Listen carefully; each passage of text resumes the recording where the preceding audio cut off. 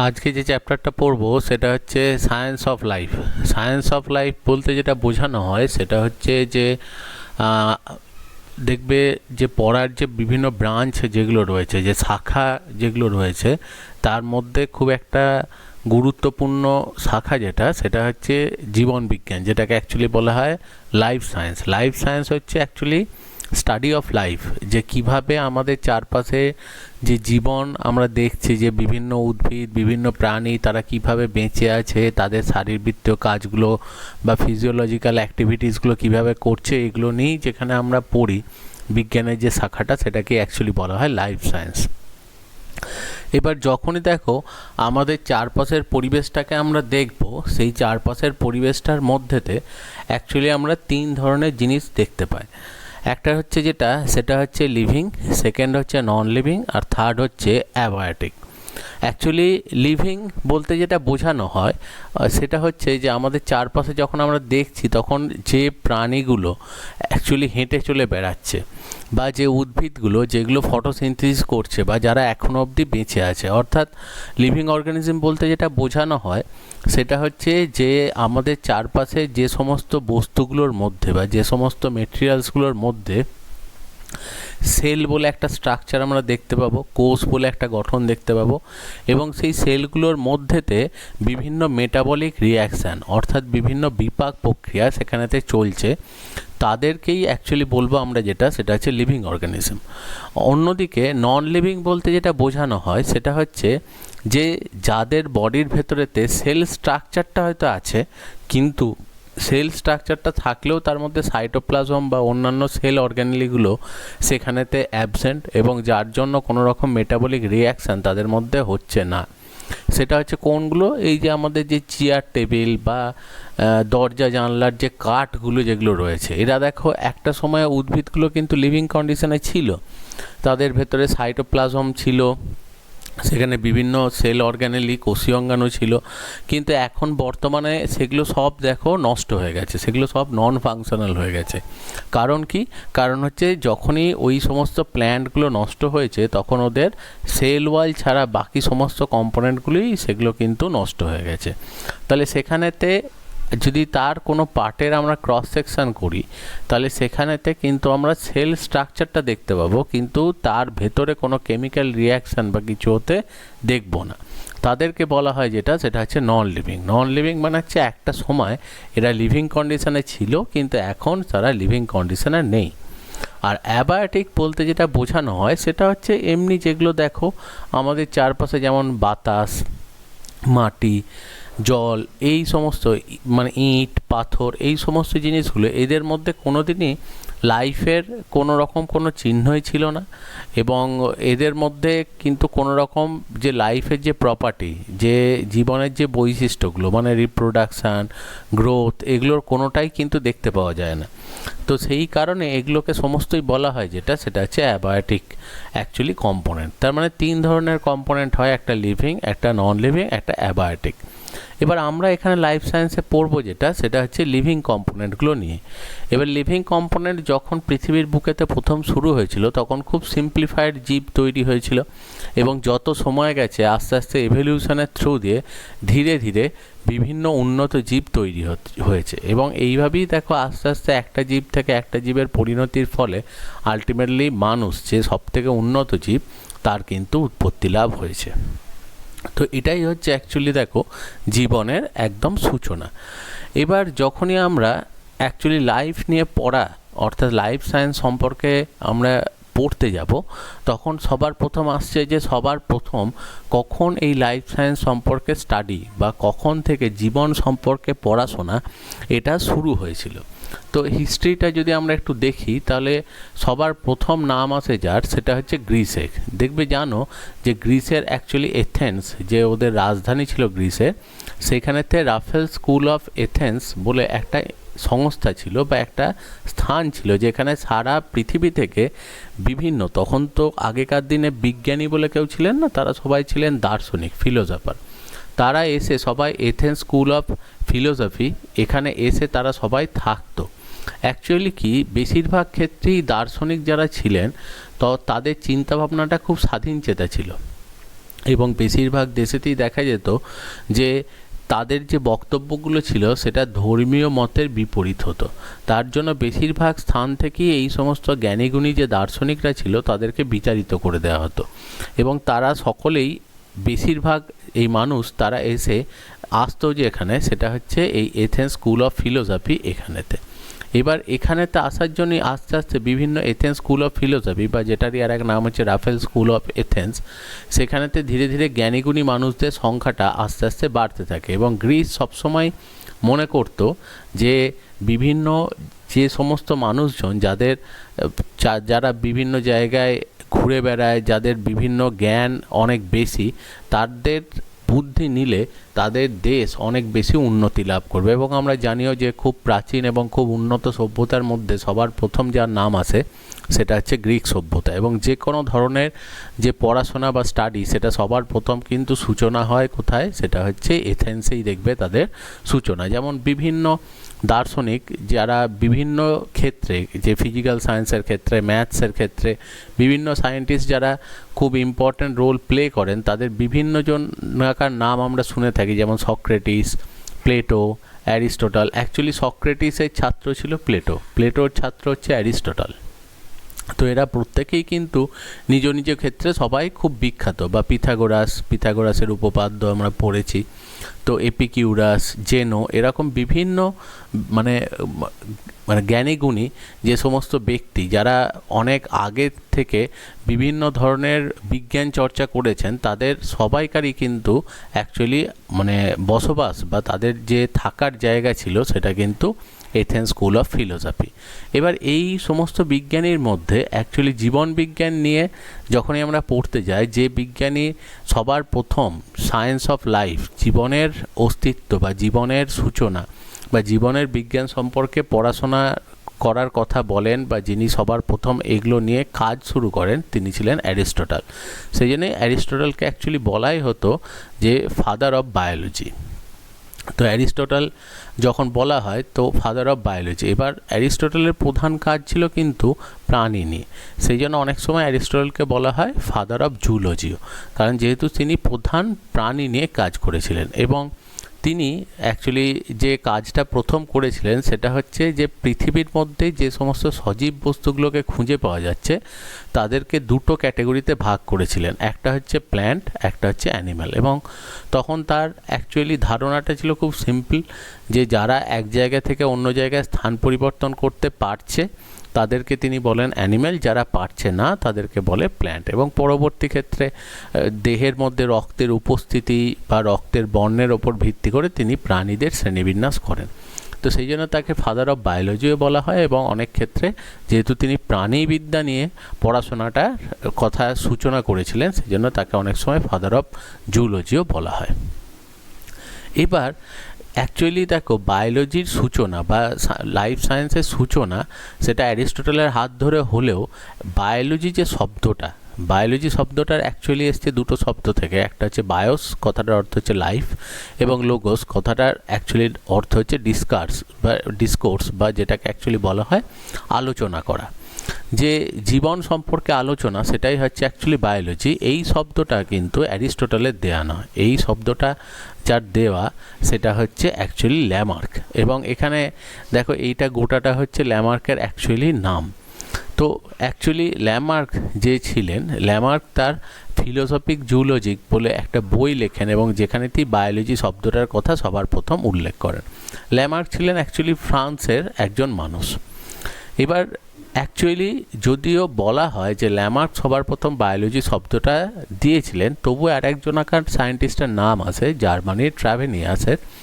তো অনেকের ক্ষেত্রে বলা হয় যে ট্র্যাভেরিনাস অনেক আগে, মানে ল্যামার্কেরও আগে বায়োলজি শব্দটা তার লেখার মধ্যে ব্যবহার করেছিলেন, কিন্তু সবার প্রথম যার লেখার মাধ্যমে বায়োলজি শব্দটা পপুলার হয় সেটা হচ্ছে ল্যামার্ক। সেই জন্য বলা হয় যে শব্দটা, বায়োলজি শব্দটা সবার প্রথম ব্যবহার করেছিলেন ল্যামার্কের নামটাই, সেই জন্য বলা হয়। এবার আমাদের ভারতবর্ষেও কিন্তু দেখা যায় যে জীবনবিজ্ঞান চর্চা অনেক প্রাচীনকাল থেকেই শুরু হয়। এবার বিভিন্ন যে মানে যে পৌরাণিক যে গ্রন্থগুলো যেগুলো রয়েছে, যেমন ঋগ্বেদ, মনু সংহিতা বা অগ্নিপুরাণ, এই সমস্ত গ্রন্থের মধ্যে বিভিন্ন প্রাণী এবং উদ্ভিদের বৈশিষ্ট্য সম্পর্কে বিভিন্ন সময় আলোচনা করা হয়েছে। বা দেখবে সংস্কৃত খুব প্রাচীন দুটো শব্দ ছিল, একটা হচ্ছে স্থাবর, একটা হচ্ছে অস্থাবর। তো স্থাবর বলতে বোঝানো হতো যে যারা চলাফেরা করতে পারে না, অর্থাৎ স্থাবর বলতে প্রধানত উদ্ভিদকুলকে বোঝানো হতো, প্লান্টদের বোঝানো হতো। আর অস্থাবর বলতে অ্যাকচুয়ালি বোঝানো হতো যারা মুভ করতে পারে, অর্থাৎ যেটা প্রাণীকুল, তাদেরকে বোঝানো হতো।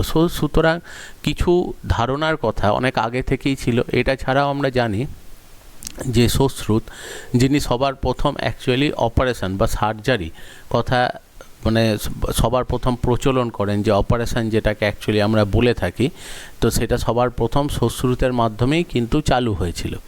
এবার সেই সময় যে বিভিন্ন ওষুধ, বিভিন্ন মেডিসিনাল প্ল্যান্টকে শনাক্তকরণ করা এবং তাদের থেকে কোন রোগে নিরাময় হয় সেটা বোঝা, এবং তার সঙ্গে সঙ্গে যখন কোনো চিকিৎসা করতে যাওয়া হচ্ছে তখন মানুষের দেহের গঠন বোঝা, যেটাকে অ্যাকচুয়ালি বলা হয় হিউম্যান অ্যানাটমি।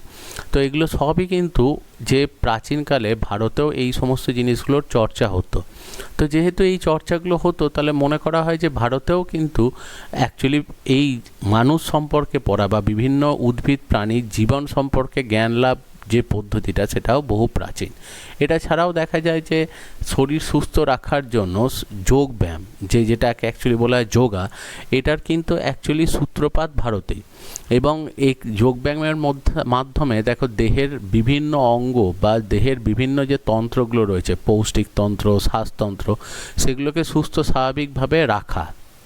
তাহলে এই জিনিসগুলো বোঝার জন্য যে মানুষের দেহের অ্যানাটমি সম্পর্কে, অর্থাৎ অন্তর্গঠন সম্পর্কে ধারণা রাখাটা খুব গুরুত্বপূর্ণ।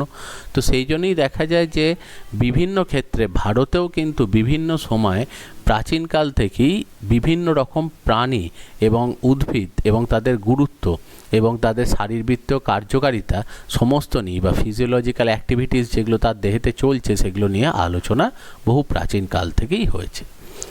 এবার যখনই আমরা দেখো জীবন নিয়ে পড়তে যাব, জীবনের সবথেকে বড় বৈশিষ্ট্য যেটা, সেটা হচ্ছে জীবন যে জিনিসটা, লাইফ, তার কিন্তু এখনও অবধি সঠিক কোনো সংজ্ঞা নেই। অর্থাৎ যদি আমাকে জিজ্ঞেস করা হয় হোয়াট ইজ লাইফ যদি বলা হয়, তাহলে জীবনের কিন্তু কোনো সঠিক সংজ্ঞা নেই। অ্যাকচুয়ালি জীবন বলে কোনো জিনিসকে বাইরে থেকে দেখা যায় না। যেমন যদি কোনো সময় দেখা যায়, অনেক সময় আমরা এটা দেখে থাকি যে দেয়ালে হয়তো কোনো একটা টিকটিকি বসে আছে, এবার দূর থেকে দেখে ওটাকে বোঝা মুশকিল যে ও কি আদৌ জীবিত আছে নাকি মৃত। তো সেটা বোঝার জন্য আমরা যেটা করতে পারি সেটা হচ্ছে যে এই টিকটিকির পাশে গিয়ে কিছু একটা জিনিস দিয়ে ঠোকা দিতে পারি। তাহলে যখনই সেখানেতে অল্প করে টোকা দেবো, তাহলে তখন দেখা যায় যে ওই টিকটিকিটা হয়তো এক জায়গা থেকে অন্য জায়গায় স্থান পরিবর্তন করে গেল। তখন আমরা বুঝবো যে ও সজীব। তার মানে জীবন হচ্ছে এমন একটা জিনিস যেটা বাইরে থেকে দেখে কখনো কিন্তু বোঝা যায় না, কিন্তু জীবনের কিছু লক্ষণ হয়, কিছু বৈশিষ্ট্য হয়। যেমন এই টিকটিকির ক্ষেত্রে আমরা দেখলাম চলন গমন, কিন্তু ধরো যদি কোনো উদ্ভিদের ক্ষেত্রে হয়, তখন কিন্তু আমরা আবার চলন গমন ওরকম কিছু দেখতে পাবো না। এক জায়গা থেকে অন্য জায়গায় যে মুভমেন্ট, লোকোমোশন, এটা দেখতে পারবো না যে এক জায়গা থেকে অন্য জায়গায় মুভ করে চলে গেল। তখন তাদের ক্ষেত্রে কি দেখবো, যত সময় যাবে আস্তে আস্তে প্ল্যান্টের ক্ষেত্রে যেটা হয় সেটা হচ্ছে গ্রো করে, সে আস্তে আস্তে দেখবে বাড়ে। তার মানে যে অ্যাকচুয়ালি জীবন বলে কোনো জিনিস বাইরে থেকে কিন্তু দেখতে পাওয়া যায় না। লাইফ বলে কোনো জিনিসের কথা বা তার সঠিক অ্যাকচুয়ালি কোনো ডেফিনিশন বা সংজ্ঞা আমাদের পক্ষে বলা খুব মুশকিল। যেটা অ্যাকচুয়ালি হয় সেটা হচ্ছে যে কোনো লিভিং অর্গানিজমের কিছু প্রপার্টিজ হয়, অর্থাৎ জীবনের কিছু বৈশিষ্ট্য হয়। যে প্রপার্টিসগুলো যাদের মধ্যে আমরা দেখতে পাবো তাদের কি বলবো আমরা লিভিং অর্গানিজম, আর যাদের মধ্যে সেই প্রপার্টিসগুলো দেখতে পাবো না তাদের কি আমরা অ্যাকচুয়ালি বলবো সেটা হচ্ছে নন লিভিং। তাহলে আমাদের সবার প্রথম যেটা এখানে পড়তে হবে সেটা হচ্ছে অ্যাকচুয়ালি লাইফের যে প্রপার্টিসগুলো রয়েছে, সেই প্রপার্টিসগুলো যে বৈশিষ্ট্য, সেগুলো সম্পর্কে পড়তে হবে। যেমন প্রথমেই যে প্রপার্টিসটা আসে সেটা হচ্ছে রিপ্রোডাকশান মানে হচ্ছে প্রত্যেকটা জীবই তার নিজস্ব একদম সেম আকৃতিযুক্ত আর একটা জীব তৈরি করার ক্ষমতা আছে। যেমন দেখো যে বাঘের থেকে যে সন্তানটা তৈরি হয়েছে সেটা পুরোপুরি বাঘের মতোই দেখতে, অর্থাৎ মানুষ থেকে যখন পরবর্তী মানুষ তৈরি হয় পুরোপুরি মানুষের মতোই। এবার রিপ্রোডাকশানের বিভিন্ন মেথড হতে পারে। আমরা জানি যে দেখবে অ্যাসেক্সুয়াল রিপ্রোডাকশান, অযৌন জনন যেটাকে অ্যাকচুয়ালি বলা হয়, এই যে অ্যামিবার ক্ষেত্রে যেমন দেখাচ্ছে, বা সেক্সুয়াল রিপ্রোডাকশান যেমন বাঘের ক্ষেত্রে বা অন্যান্য ফুলের ক্ষেত্রে হয়, বা ভেজিটেটিভ রিপ্রোডাকশান অঙ্গজ জনন। বিভিন্ন পদ্ধতিতে একটা জীব থেকে একটা জীব সৃষ্টি হতে পারে, কিন্তু এটা কেবলমাত্র সজীব বস্তুরই বৈশিষ্ট্য। কখনো কিন্তু নন লিভিং বা অথবা কোনো অ্যাকচুয়ালি অ্যাবায়োটিক যে সমস্ত মেটেরিয়াল রয়েছে, অর্থাৎ পাথর, মাটি বা জল, এইগুলো নিজে নিজে কখনো কিন্তু রিপ্রোডিউস বা তারা নিজে নিজে গ্রো কোনোদিনও করতে পারে না। সেকেন্ড প্রপার্টি হচ্ছে নিউট্রিশন। যে কোনো লিভিং অর্গানিজমের দ্বিতীয় যে জিনিসটা খুব ইম্পর্ট্যান্ট সেটা হচ্ছে তাদের সারভাইভ করার জন্য, তাদের বেঁচে থাকার জন্য এবং দেহের ভেতরে যে সমস্ত কেমিক্যাল রিয়াকশানগুলো চলছে সেগুলোকে চালিয়ে যাওয়ার জন্য, অপারেট করার জন্য তার কিন্তু কিছু খাবার দরকার হয়, নিউট্রিশন দরকার হয়, এবং নিউট্রিশনের মাধ্যমেই সে অ্যাকচুয়ালি শক্তি পায়। এবার যখনই খাবার খেতে যাচ্ছে, যারা অ্যাকচুয়ালি হার্বিভোর হয় তাদের ক্ষেত্রে কি হয়, তারা অ্যাকচুয়ালি দেখো যে গাছ থেকে খাবার পায়। এবং তুমি যদি আবার অন্য দিক থেকে ভাবো যে গাছ কোত্থেকে খাবার পাচ্ছে, সেটা হচ্ছে সানলাইটকে তারা অ্যাকচুয়ালি ট্র্যাপ করে, যেটা ফটোসিনথেসিস বলে। তাহলে ফটোসিনথেসিসের কথা যখনই আমরা বলছি, তাহলে এরা হচ্ছে যেটা, সেটা হচ্ছে অটোট্রপ, নিজের খাবার নিজে তৈরি করছে স্বভোজী। আর এদেরকে যারা খাচ্ছে তাদেরকে অ্যাকচুয়ালি বলছে হেটেরোট্রপ। আবার দেখো যে অনেক সময় হয় যে হার্বিভোর যারা রয়েছে, শাকাশী প্রাণীর যারা রয়েছে, তাদেরকে খাচ্ছে কারা, কার্নিভোর, এবং তারা সেখান থেকে এনার্জি পাচ্ছে। তো এইভাবেই কিন্তু ফুড চেনটা চলে। কিন্তু প্রত্যেকেরই দেখো নিউট্রিশন, খাবার কিন্তু প্রত্যেকের দরকার, পুষ্টি প্রত্যেকের দরকার। তো সেই জন্য যে কোনো জীবকে সারভাইভ করার জন্য তাদের নিউট্রিশন কিন্তু দরকার। কিসের জন্য? সেটা শিকার করার জন্য হতে পারে, বা কোনো প্রিডেটার থেকে বাঁচার জন্য হতে পারে, অথবা নিজের জন্য বাসা তৈরি করা, শেল্টার তৈরি করার জন্য হতে পারে। বিভিন্ন কাজ করতে গেলেই তার যেটা প্রয়োজন হয় সেটা হচ্ছে শক্তির। আর সেই শক্তিটা সে অ্যাকচুয়ালি পায় কোথা থেকে? সেই শক্তিটা সে কিন্তু গোটাটাই পাবে, সেটা হচ্ছে যে খাবারটা সে খাচ্ছে সেই খাবারের মধ্যে থেকেই সেই জিনিসটা কিন্তু অ্যাকচুয়ালি তারা পাবে। অন্যদিকে মেটাবলিজম, যে কোনো লিভিং একটা সেলের মধ্যেতে দেখবে যে কিছু কেমিক্যাল থাকে, তার যে সাইটোপ্লাজম আছে এবং সাইটোপ্লাজমের মধ্যে প্রচুর কেমিক্যাল আছে এবং সেল অর্গানেলি আছে, যাদের মধ্যে বিভিন্ন রকম কনস্ট্রাকটিভ এবং ডিস্ট্রাকটিভ, যেটাকে অ্যাকচুয়ালি বলা হয় অ্যানাবলিজম, ক্যাটাবলিজম, যে গঠনমূলক দেখবে বিপাক, যেগুলোকে অ্যাকচুয়ালি বলা হয় উপচিতি বিপাক এবং অপচিতি বিপাক, সেই ধরনের কেমিক্যাল রিয়াকশান সবসময় লিভিং অর্গানিজমের মধ্যে দেখতে পাবে, যেটা কিন্তু ডেড অর্গানিজমের মধ্যে বা নন লিভিংয়ের মধ্যে কিন্তু কখনোই দেখতে পাওয়া যায় না। তাহলে মেটাবলিজম এটাও একটা প্রপার্টি। অন্যদিকে আর একটা প্রপার্টি যেটা রয়েছে সেটা হচ্ছে ইরিটেবিলিটি, অর্থাৎ কোনো কিছু স্টিমুলেশন দিলে তার এগেনস্টে রেসপন্স করা। যেমন আমাদের ক্ষেত্রে নার্ভাস সিস্টেম আছে, স্নায়ুতন্ত্র আছে, যেগুলো হয় যে আমাদের ক্ষেত্রে যে চোখেতে আলো পড়লে চোখের পাতাটা বন্ধ হয়ে যায়, পায়ের তলায় পিন ফুটলে পাটা আমরা তুলে নিই, এই সমস্ত যেমন রিফ্লেক্স অ্যাকশান, এগুলো সবই নার্ভাস সিস্টেম কন্ট্রোল করে। কিন্তু দেখা যায় যে উদ্ভিদের ক্ষেত্রেও এরকম বৈশিষ্ট্য কিছু কিন্তু তারা দেখায়। তো যেমন দেখা যায় যে বিভিন্ন উদ্ভিদ আছে যেগুলো পতঙ্গভুক উদ্ভিদ বলা হয়, কার্নিভোরাস প্ল্যান্ট যেগুলো হয়, ইনসেক্টিভোর প্ল্যান্ট, যেমন কলসপত্রী বা অ্যাকচুয়ালি সূর্য শিশির, এই যে সমস্ত পিচার প্ল্যান্ট, এই গাছগুলোর ক্ষেত্রে যেটা দেখা যায় সেটা হচ্ছে যখনই কোনো ইনসেক্ট চলে আসে এদের ট্র্যাপের মধ্যে, সঙ্গে সঙ্গে এই গাছগুলো ওই ইনসেক্টগুলোকে আটকে নেয় নিজের দেহেতে। তাহলে এরা দেখো যে স্টিমুলেশনের রেসপেক্টে তারা কিন্তু কোনো না কোনো একটা রেসপন্স শো করছে। এবং যেমন লজ্জাবতী গাছের পাতার ক্ষেত্রে মিমোসা প্ল্যান্ট যেটাকে বলা হয়, তাকে টাচ করলেও সেটা বন্ধ হয় পাতাগুলো। এবার দেখো মনে হতে পারে যে সব গাছ তো দেখায় না, কিন্তু দেখবে কোনো একটা গাছকে যদি জল দেওয়া কিছুদিন বন্ধ করে দাও বা সূর্যালোক সানলাইট দেওয়া বন্ধ করে দাও, তাহলে দেখা যায় তার গ্রোথটা স্টপ হয়ে যায়, তার অ্যাকচুয়ালি নর্মাল যে মেটাবলিক অ্যাক্টিভিটিগুলো রয়েছে সেটা স্টপ হয়ে যায়। তার মানে তারা কিন্তু কিছু না কিছু রেসপন্স করছে, কোনো একটা তাকে যদি কোনো একটা স্টিমুলেশন দেয়া হচ্ছে, কিন্তু সেটা সবসময় আমরা সঙ্গে সঙ্গে হয়তো দেখতে পাই না, কারণ যেহেতু প্ল্যান্টের ক্ষেত্রে গোটা জিনিসটা কোনোভাবেই নার্ভাস সিস্টেম দ্বারা ওটা এফেক্টেড হয় না, কারণ নার্ভাস সিস্টেম তো ওদের নেই। ওদের যেটা হয় সেটা হচ্ছে অসমোসিস যে প্রসেস, অভিস্রবণ যে পদ্ধতিটা বলা হয়, তার মাধ্যমে এই সমস্ত কাজগুলোকে তারা কমপ্লিট করে। এরপর যেটা রয়েছে সেটা হচ্ছে গ্রোথ অ্যান্ড রিপেয়ার, যার একটা খুব বড় বৈশিষ্ট্য যে কোনো সজীব বস্তুর ক্ষেত্রে যেটা হয় সে তারা আস্তে আস্তে দেখবে তারা বাড়ে। যেমন কোনো একটা প্ল্যান্ট লিভিং কন্ডিশনে থাকলে বা কোনো একটা অ্যানিম্যাল তারা বয়সের সাথে সাথে আস্তে আস্তে বাড়ে, এবং কোনো অংশ যদি তাদের নষ্ট হয় তখন সেই জায়গাটা আবার রিপেয়ার হয়। যেমন দেখো এখানে দেখানো হচ্ছে যে ইনসেক্টের ক্ষেত্রে ইনসেক্টের বডির বাইরে একটা কাইটিন বলে একটা কার্বোহাইড্রেটের একটা হার্ড কভার থাকে যেটা এদের বডিকে প্রোটেক্ট করে। তো যখনই ইনসেক্টটা বড় হয়ে যায় আগেকার যে কাইটিনের কভারিংটা সেটা তার আর হয় না, সেই জন্য ওটাকে সে নষ্ট করে দেয়, মানে ওটাকে কেটে সে বাইরে বেরিয়ে চলে আসে। এবার যখনই ওরা বাইরে বেরিয়ে চলে আসে অ্যাকচুয়ালি যেটা এইটা হচ্ছে কভারিংটা, ঠিক আছে, এইটাকে কেটে এইটা হচ্ছে ইনসেক্টটা। এবার ইনসেক্টটা যখন প্রথম বেরোয় তখন কিন্তু পুরো কালারলেস হয়, তার ভেতরেতে কোনো কালার থাকে না। এবার আস্তে আস্তে কিছুদিনের মধ্যেই দেখা যাবে যে এদের ভেতরেতে ধীরে ধীরে কালার ডেভেলপ করবে, ঠিক আছে, এবং ধীরে ধীরে এরা কিন্তু আবার এই রকম কালারের হয়ে যাবে। তখন এই খোলা যেটা কভার যেটা এটা আস্তে আস্তে নষ্ট হয়ে যাবে, আবার এদের দেহেতে নতুন কভার তৈরি হবে। তাহলে অ্যাকচুয়ালি যখনই দেখো এই অ্যানিম্যালের গ্রোথ হয় সেই জন্যই কিন্তু আগেকার কভারিংয়ের মধ্যে আর সারভাইভ করতে পারে না, তখন কভারিংটা নষ্ট করে বাইরেতে বেরিয়ে চলে আসে। তো এইভাবেই এরা কিন্তু আস্তে আস্তে দেখো গ্রো করে। এটা ছাড়াও আরও যে প্রপার্টিস রয়েছে তার মধ্যে একটা রয়েছে মুভমেন্ট লোকোমোশন। মুভমেন্ট বলতে বোঝানো হয় যে এক জায়গায় বসে থেকে হাত পা যখন আমরা মুভ করি, যেমন এক্সাম হলে বসে আমরা যখন পরীক্ষা দিচ্ছি তখন সেটা হচ্ছে একটা মুভমেন্ট। আর লোকোমোশন হচ্ছে যে এই যে ছুটে বেড়ানো হচ্ছে বা যখন আউটডোর গেম যখন আমরা খেলছি যে ফুটবল ক্রিকেট এগুলো সমস্ত হচ্ছে যেটা সেটা হচ্ছে লোকোমোশন। এবার এরকমই যে প্রপার্টি যে কোনো লিভিং অ্যাকচুয়ালি অর্গানিজমের ক্ষেত্রে বা মেনলি প্রাণীদের মধ্যেতেই এটা দেখতে পাওয়া যায়, এটা প্লান্টের মধ্যে খুব একটা যে প্রপার্টিটা দেখতে পাওয়া যায় তা নয়।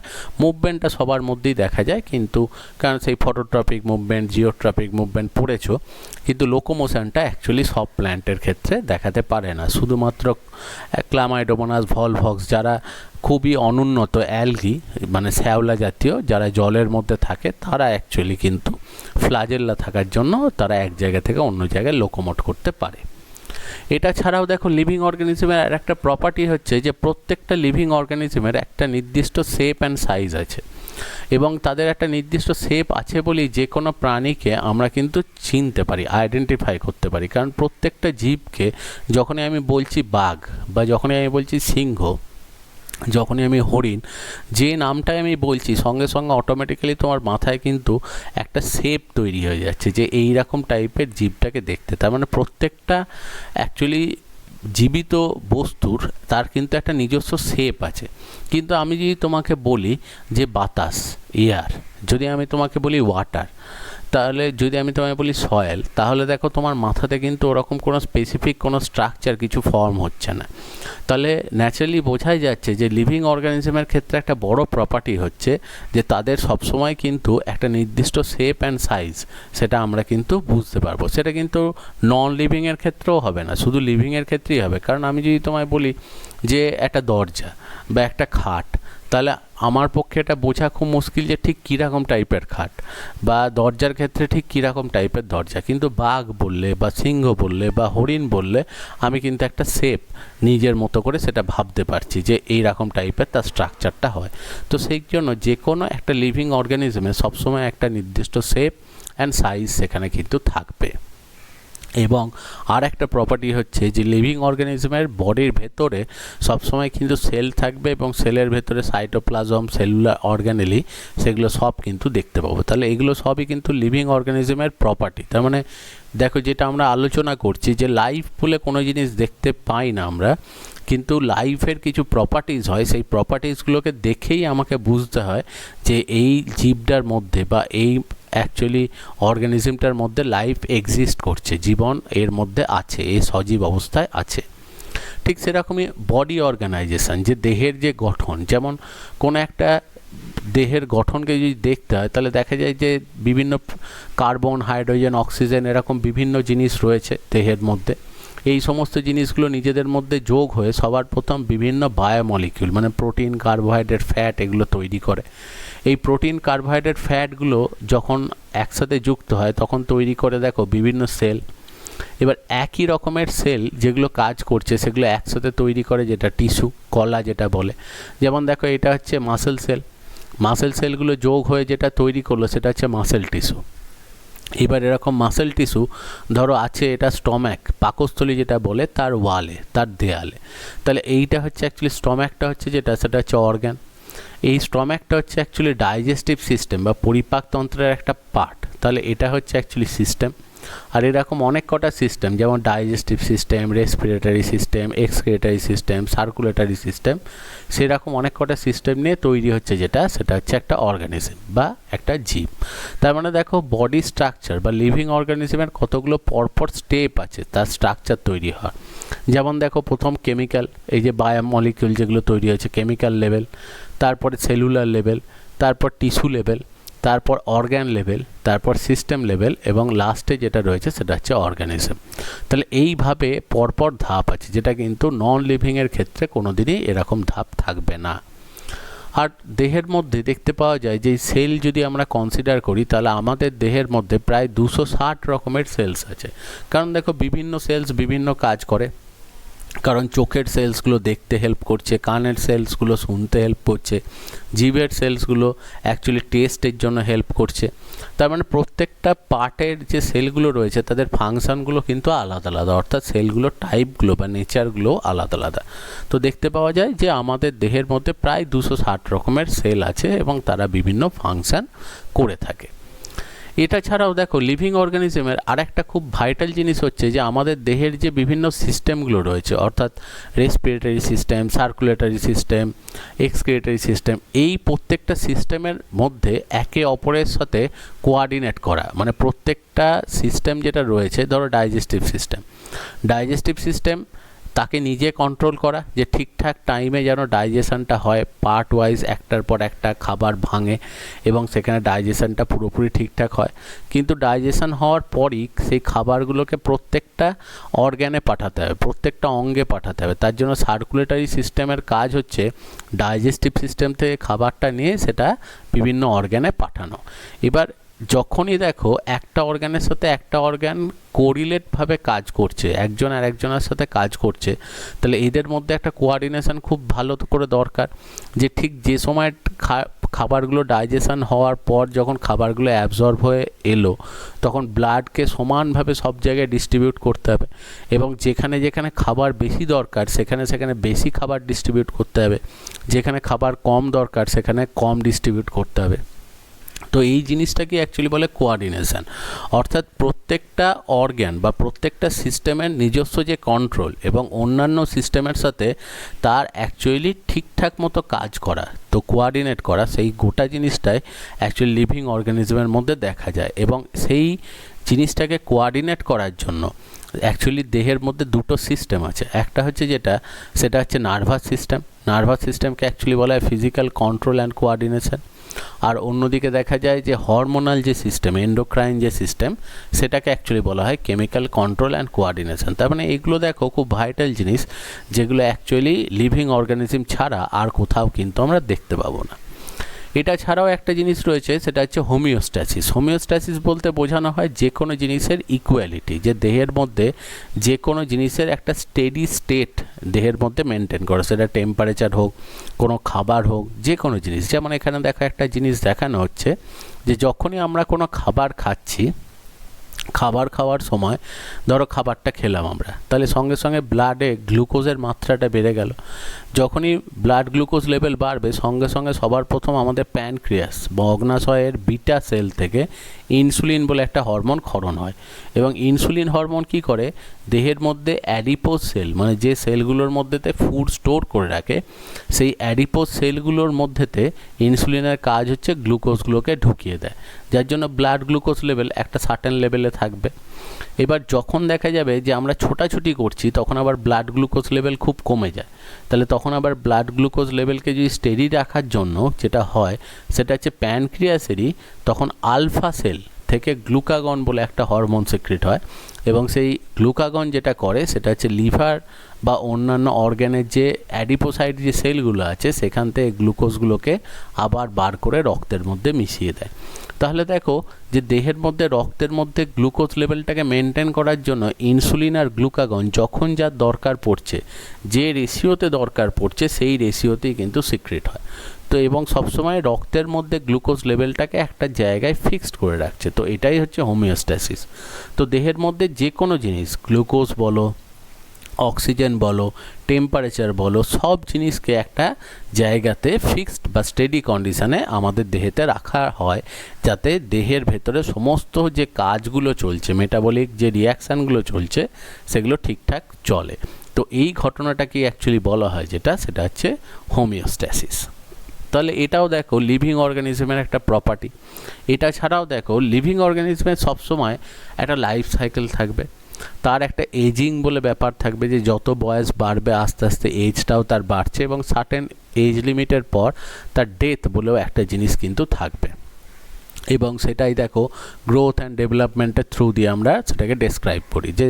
যে কোনো সময় ধরো কোনো একটা অর্গানিজমের ক্ষেত্রে, এটা যেমন যে অ্যাকচুয়ালি ট্যাডপোল যেটা হয়, যে ব্যাঙাচি, যেটা তার যে ডিমগুলো হয়, মানে ব্যাঙের ক্ষেত্রে ব্যাঙাচি দশার আগে যে ডিম যেগুলো থাকে এরকম টাইপের দেখতে হয়, জলে ডিম পারে, এবং দেখবে তার ট্যাডপোল থেকে আস্তে আস্তে দেখো ধীরে ধীরে ওদের লাইফ সাইকেলে চেঞ্জ হচ্ছে এবং ম্যাচিওর কন্ডিশনে যাচ্ছে, যেটা মানুষের ক্ষেত্রেও হয়।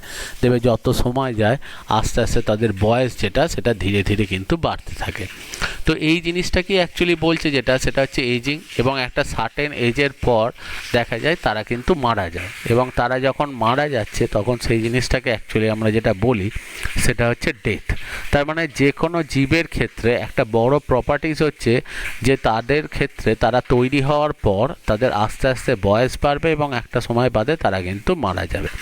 এবার এইটার পেছনে কারণ যেটা বলা হয় সেটা হচ্ছে যত সময় যাবে দেখা যায় আমাদের সেলগুলো দেবে, লাইফ স্টার্ট হয় একটাই সেল থেকে, কনস্ট্যান্টলি ওটা ডিভাইড করতে করতে অ্যাকচুয়ালি মাল্টিসেলুলার অর্গানিজম যেটা, সেটা তৈরি করে। এবার যতবার সেল ডিভাইড করতে যায় অ্যাকচুয়ালি যেটা হয় সেটা হচ্ছে আমাদের যে সেলের ভেতর যে ডিএনএ, সেই ডিএনএটাই দেখবে ডিভাইড হয়ে হয়ে পরবর্তী সেলগুলোকে তৈরি করে। এবার যত ডিভিশনে ওটা পরবর্তী দশায় যাবে ডিএনএর লেন্থ কিন্তু সামান্য সামান্য করে কমতে থাকে। এবার ডিএনএর লেন্থ যদি সামান্য সামান্য করে কমতে থাকে তাহলে দেখা যায় যে সেল যেগুলো নতুন তৈরি হয় তাদের অ্যাকচুয়ালি ক্ষমতা বা তাদের যে পোটেন্সি সেটা কমে যায়। তাহলে তার জন্যই দেখা যায় যে কোনো জীব যত সময় যায় আস্তে আস্তে তাদের বয়স বাড়ে, এবং তার যে অর্গ্যান সিস্টেম যেগুলো রয়েছে সেই সিস্টেমগুলো আস্তে আস্তে উইক হয়ে যায়, এবং একটা সময় যখন দেখা যায় মাল্টি অর্গ্যান ফেলিওর, অর্থাৎ অনেক কটা অর্গ্যান আর ঠিকমতো কাজ করছে না, তখন দেখা যায় তার ডেথ বা তার মৃত্যু যেটা, সেটা কিন্তু হয়। তো এইভাবেই কিন্তু বয়সের যে লাইফ সাইকেলটা, সেই লাইফ সাইকেলটা কিন্তু চলে। এবার দেখো এখানে দুটো শব্দ বলছে, একটা হচ্ছে গ্রোথ, একটা হচ্ছে ডেভেলপমেন্ট। গ্রোথ বলতে জাস্ট বোঝানো হয় যে ড্রাই ওয়েট বাড়া। যে কোনো একটা প্ল্যান্ট যখন ধরো আমি তাকে সিডটাকে মাটিতে বসিয়েছি, যত সময় যাবে গাছটা আস্তে আস্তে দেখো আকারে বাড়ছে, তার লেন্থ বাড়ছে, তার ওয়েট বাড়ছে, তাহলে এটা হচ্ছে গ্রোথ। কিন্তু শুধুমাত্র দেখো যখন গাছটা বাড়ছে শুধু তো আর স্টেমটা বাড়লে হবে না, তাহলে স্টেম বাড়ার সাথে সাথেই দেখো সেখানে লিফ তৈরি হতে হচ্ছে, ফ্লাওয়ার তৈরি হচ্ছে, ফ্রুট তৈরি হচ্ছে, অর্থাৎ যে সেখানে বিভিন্ন পার্ট তৈরি হওয়া, সেই জিনিসটাকেই বলা হয় যেটা, সেটা হচ্ছে ডেভেলপমেন্ট।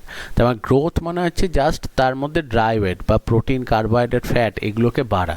কিন্তু ডেভেলপমেন্ট বলতে বোঝানো হয় যেটা, সেটা হচ্ছে আলাদা আলাদা বিভিন্ন অর্গ্যান বা সিস্টেম তৈরি হওয়া, সেই জিনিসটাকে আমরা যেটা বলি সেটা হচ্ছে ডেভেলপমেন্ট। তাহলে দেখো যে লিভিং অর্গানিজমের ক্ষেত্রে অ্যাকচুয়ালি তাদের লাইফ সাইকেল বলে একটা ঘটনা হয়, যেখানে এজিং, বয়স বাড়ার একটা ব্যাপার আসে, এবং তার সাথে সাথে ডেথ বলেও একটা ঘটনা সেখানে আসে। কিন্তু যখন নন লিভিংয়ের কথায় দেখবে সেখানে না তো এজিং বলে কোনো জিনিস আছে, না ডেথ বলে কিছু জিনিস আছে। লিভিং অর্গানিজমের আরেকটা বড় প্রপার্টিজ হচ্ছে মিউটেশন। যে আমরা জানি যে ডিএনএই কিন্তু যে কোনো লিভিং অর্গানিজমের সবথেকে ইম্পর্ট্যান্ট জিনিস, কারণ ডিএনএর ওপরে নির্ভর করেই কিন্তু তার ক্যারেক্টারগুলো অ্যাকচুয়ালি এক্সপ্রেসড হয়। এবার মিউটেশন বলে একটা ঘটনা ঘটে, যে মিউটেশন যে জিনিসটা হয়, দেখবে মিউটেশনটাকে আমরা যেটা বলি আর কি অনেক ক্ষেত্রে, সেটা হচ্ছে যে পরিব্যক্তি, বাংলাতে দেখবে বলা হয় যে মিউটেশনে যে জিনিসটা হয় সেটা হচ্ছে যে সাডেন একটা ডিএনএর চেঞ্জ, যার জন্য নতুন কোনো একটা বৈশিষ্ট্য অ্যাকচুয়ালি আসে, কিন্তু সেই বৈশিষ্ট্যটা হচ্ছে স্টেবল। যেমন দেখো এই যে মিউটেশনের জন্য অনেকের ক্ষেত্রে হঠাৎ করে আগের জেনারেশনে হয়তো কারোর রকম বৈশিষ্ট্য নেই, নতুন করে হঠাৎ একটা বৈশিষ্ট্য চলে আসতে পারে। যেমন দেখো এর ক্ষেত্রে আঙুল যেটা তৈরি হয়েছে সেই আঙুলটা কিন্তু একটু আলাদা, বা এই ক্ষেত্রে দেখো ফলের যে রঙটা রয়েছে বা ফুল যে সৃষ্টিটা হয়েছে বা পাতার যে গঠনগুলো রয়েছে বা এটা ফুলের গঠনটা সাধারণ যে গঠন সাধারণভাবে যে গাছটা তৈরি হয় তার থেকে একটু আলাদা। হঠাৎ করে এইরকম নতুন বৈশিষ্ট্য চলে আসার একটাই উত্তর এখানে মানে বলা যেতে পারে, সেটা হচ্ছে মিউটেশন। কারণ মিউটেশন হচ্ছে হঠাৎ করে ডিএনএর একটা পরিবর্তন ঘটিয়ে দেয়, যেটা স্টেবল, যেটা অ্যাকচুয়ালি আমরা কিন্তু দেখতে পাই এবং সেইটা পরবর্তী জেনারেশনেও কিন্তু যেতে পারে। তো এই রকম ঘটনাকেই অ্যাকচুয়ালি বলা হয় সেটা হচ্ছে মিউটেশন, যেটা কিন্তু সজীব বস্তুর মধ্যেই সম্ভব, কিন্তু নির্জীব বস্তুর ক্ষেত্রে কখনো কিন্তু মিউটেশন বলে কোনো জিনিস হয় না। এবং আরও একটা প্রপার্টি হচ্ছে অ্যাডাপ্টেশন এবং এভলিউশন। যত দেখবে জীব নতুন তৈরি হয় তো জীবের মধ্যে একটা অ্যাডাপ্টেশন পাওয়ার আছে, যে যে এনভায়রনমেন্টে থাকবে সেই এনভায়রনমেন্টের রেসপেক্টে সে নিজেকে চেঞ্জ করে নেয় এবং তাতে যাতে সে ভালোভাবে থাকতে পারে সেই জন্য সে ওই এনভায়রনমেন্টে অ্যাডাপ্ট করে।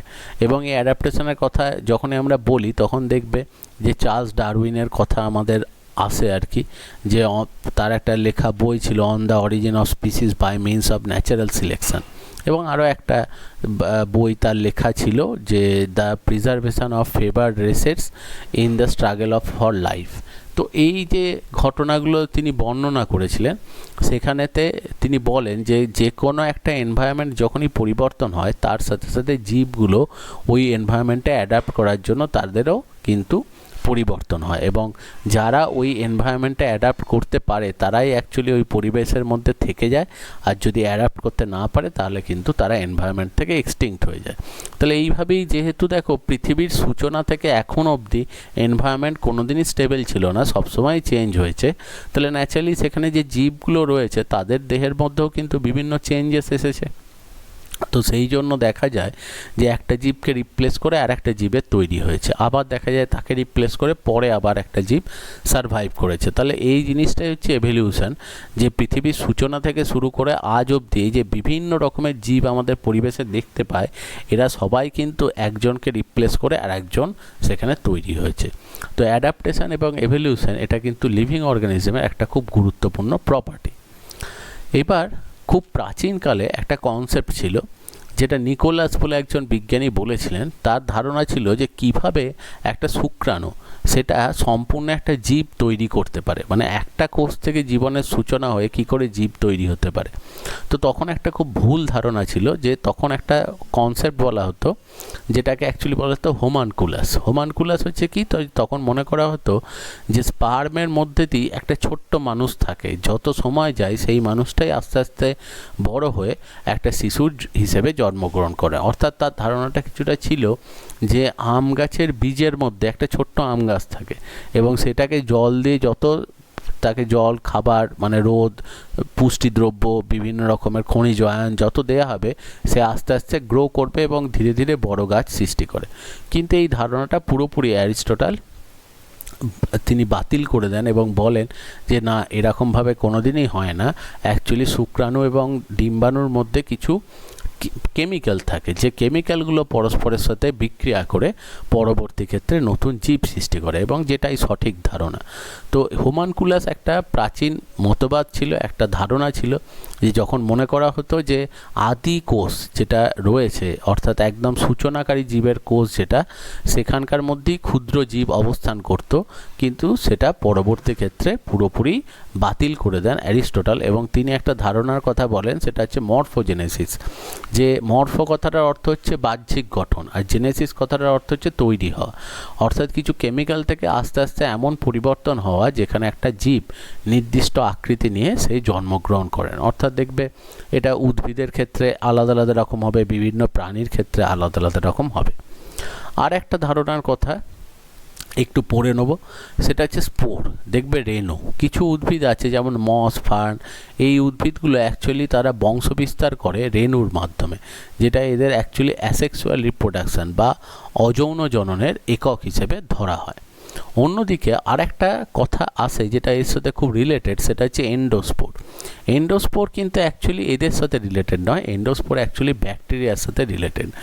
এন্ডোস্পোর বলতে যেটা বোঝানো হয় যে কোনো অ্যাডভার্স কন্ডিশন যখন আসে, অর্থাৎ প্রতিকূল পরিস্থিতি যখন কোনো ব্যাকটেরিয়ার কাছে আসে, অর্থাৎ যখন সে কোনো পোষক কোষ বা হোস্ট সেল পায়নি, অথবা সেই যে পরিবেশেতে থাকে সেই পরিবেশের মানে অবস্থাটা তার জন্য প্রতিকূল, যে তাপমাত্রা খুব বেড়ে গেছে বা জলীয় পরিবেশ নষ্ট হয়ে গেছে, তখন দেখা যায় যে ব্যাকটেরিয়া নিজের দেহের চারপাশে একটা দৃঢ় আস্তরণ তৈরি করে পুরোপুরি নিষ্ক্রিয় অবস্থায় থেকে যায়। এই দশাটাকেই অ্যাকচুয়ালি বলা হয় এন্ডোস্পোর। এবং যখনই পরিবেশ আবার অনুকূল হয়, তখন এই বাইরের যে আবরণী স্তর রয়েছে সেই স্তরগুলোকে নষ্ট করে আবার পুনরায় ব্যাকটেরিয়া সক্রিয় হয় এবং আস্তে আস্তে তারা সংখ্যায় বাড়তে শুরু করে। অর্থাৎ প্রতিকূল পরিস্থিতিতে ব্যাকটেরিয়া যে নিষ্ক্রিয় অবস্থায় চলে যায়, এই গঠনটাকেই তাকে অ্যাকচুয়ালি বলা হয় সেটা হচ্ছে এন্ডোস্পোর। এন্ডোস্পোর কিন্তু একটা খুব গুরুত্বপূর্ণ ব্যাকটেরিয়ার বৈশিষ্ট্য এবং এটা যথেষ্ট ইম্পর্ট্যান্ট।